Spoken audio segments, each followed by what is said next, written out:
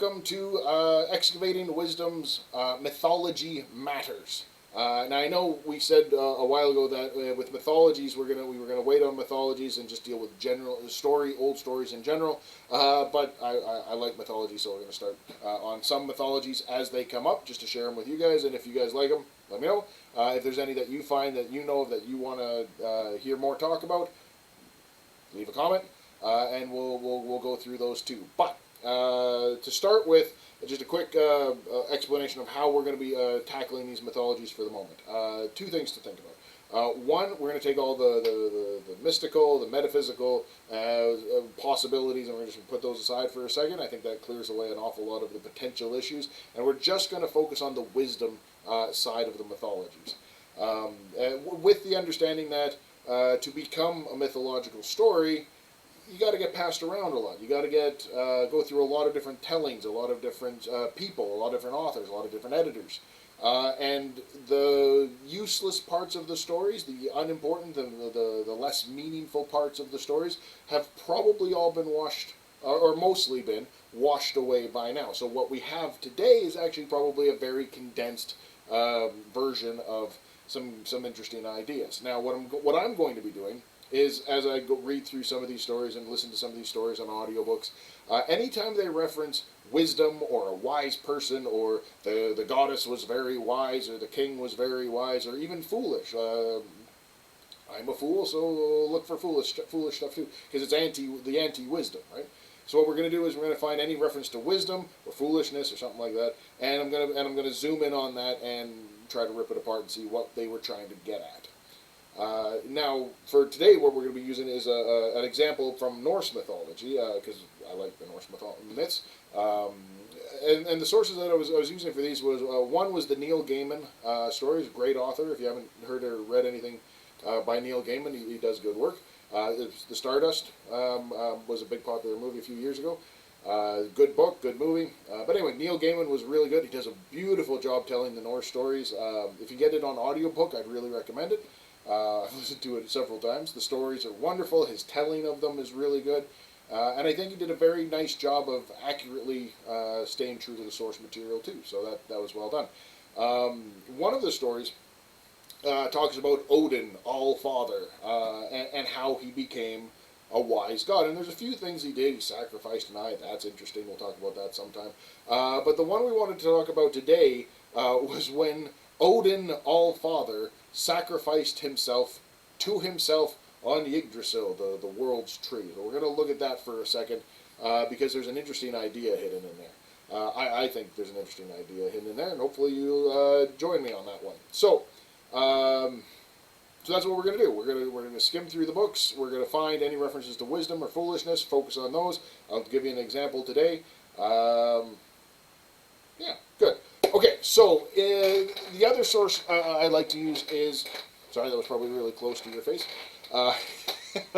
So the Matt Clayton I've got a bunch of his audiobooks, and he covers a wide range of myths. Very well done. And he actually said told the same story, one of the same stories about Odin that Neil Gaiman did. But there was one line in there that I thought was very, very interesting. Now, I don't know if it was true to the source material or not, but it was very, very interesting. And I'll just read it to you. Odin knew that to gain wisdom, he had to undergo suffering willingly. That's interesting. And that was part of the story where Odin sacrificed himself. He crucifies himself on Yggdrasil, the world's tree. He sacrifices himself to himself for, I believe it's 9 days. There's a spear wound. There's a little bit of Jesus parallel there. But anyway, so after 9 days, he falls off the tree, dies, comes back, and the runes make sense to him. Words make sense to him. Wisdom is revealed to him, and he becomes a much wiser king god, because king gods are an interesting concept of them in and of themselves. Quick aside on king gods, we're going to come back to that one in a later video, but what we're going to be doing with the gods stuff in mythologies is we're going to be treating them as ideal versions of a concept. Athena, the goddess of wisdom, was what the Romans thought was the wise god, so whatever she did was considered to be wise. Thor was the angry thunderer, so whatever Thor did was a good example of what it would do to be enraged by something. Those sorts. That's the sort of way we're going to look at it. King gods, or the god, whatever's at the top of the pantheon, the hierarchy of the gods. Whatever's at the top, that's interesting. We're going to look at that a little bit deeper later, but it's a very good representative of what a particular group of people, a particular culture, thought of as the ideal of authority, of competence, of power, maybe, of maybe just plain the being at the pinnacle of the gods was what it was. It just you take your Zeuses, you take your Odins, you take your Osiris's, you take all these kings or just gods, the top of the pinnacles. It's a very interesting concept because it represents the ideal version of ideal versions of things, and that's very interesting. So we're going to be looking at that later, but for now, just remember that Odin Allfather, King God, wants to be wise, which means if you want to be a good Viking, you should be trying to be as wise as possible. But the line, Odin knew that to gain wisdom he had to undergo suffering willingly. That's what we want to focus on today, because and in the sense that to the Nordic people, to the Vikings telling these stories, that was the idea. If you wanted to gain wisdom, you willingly embraced the suffering. Now that takes a little bit of unpacking, so let's unpack that. Let's make sure I'm not missing anything here. Matt Clayton, Neil Gaiman, engage with your suffering willingly. Yes, okay. So to reference this, I'm going to use a quick story that I told my golden princess, my daughter, the golden princess, that I explained something that she had to undergo using this story, and it really helped. So here's what happened: was my daughter has, the golden princess has crooked teeth. So we're trying the Invisalign. She was a candidate for the Invisalign stuff. We're 2 weeks in. Seems to be going quite nicely. But when we were trying to warn her that when we put the new trays in, I don't know if you guys know the Invisalign stuff. You don't have to. It's like braces. It moves your teeth into place, and it hurts because you're moving bone through tissue, and that hurts. But it's slow, and it should feel tight but not painful, but it might feel painful sometimes. I had a retainer when I was a kid, and I remember it hurt from time to time. So anyway, she knew this was coming, and she was a little worried about it. And I told her this story about Odin Allfather knew that to gain wisdom, he had to undergo suffering willingly. The willingly is the interesting part. So what we did was, when I was explaining to my daughter about these Invisaligns, I was like, honey, it might hurt sometimes. She didn't want it to hurt, of course. Who wants it to hurt? And I said, look, you got two choices. One, the suffering is coming. The pain is coming. It's going to happen. Just going through life is going to do that from time to time. So you have two choices. You can either hide from it and let it bump into you from time to time, and it's going to be painful and surprising, which makes it worse. Or you can engage with it. You can face it head on. Like Lord of the Rings. King Theoden. The big lesson Theoden learns is when you're faced with overwhelming evil, what do? Charge. Face it head on. Same sort of idea, but with suffering, it's always going to be there. There's no getting away from suffering. There's no getting away from pain. It's like one of the fundamental realities that we have to deal with. You have to either have to let it bump into you, which is worse, or you can engage with it willingly. And I don't mean go and hurt willingly. Like don't go hurt yourself. That's a terrible idea.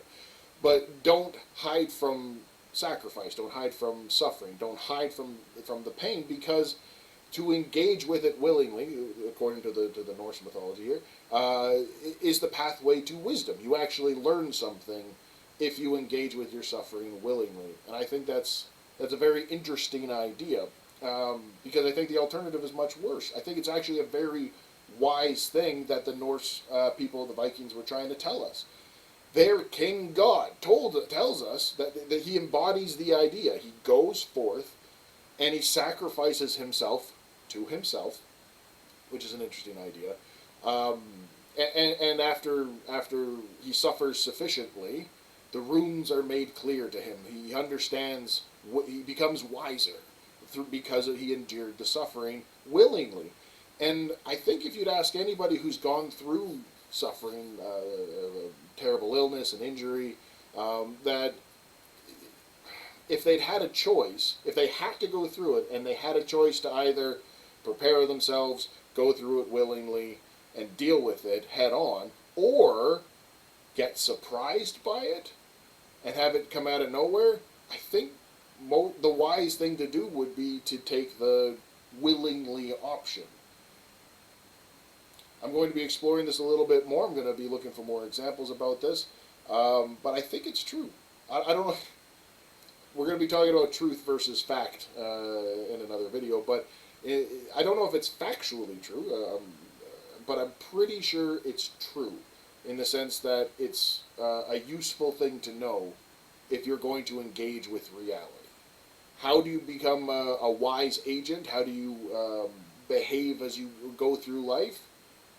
You don't hide from suffering. You avoid it if you can, sure, but you don't hide from its existence. You don't deny that it's a real thing. You don't just medicate it away. You engage with it. You have to deal with it. And when you get through it on the other side, you'll be wiser for it. All right. Open to all critiques. So if you have any comments or criticisms, or a similar story from or a similar version through a different mythology, please let me know. I'll happily engage in similar stories, and there'll be more of this sort of thing coming. But yeah, just the idea that to engage willingly with the suffering that's coming anyway makes you wiser. It's a profound idea in there. And I'd love to hear any stories you have about examples that you might have run into. So anyway, I don't want to take up any more of your time. Thanks for listening. Excavating Wisdom Project, Mythology Matters 1. Little snippet about Odin Allfather willingly engaging with his suffering. Yeah, neat idea. All right, thanks for watching. Have a good day. Bye.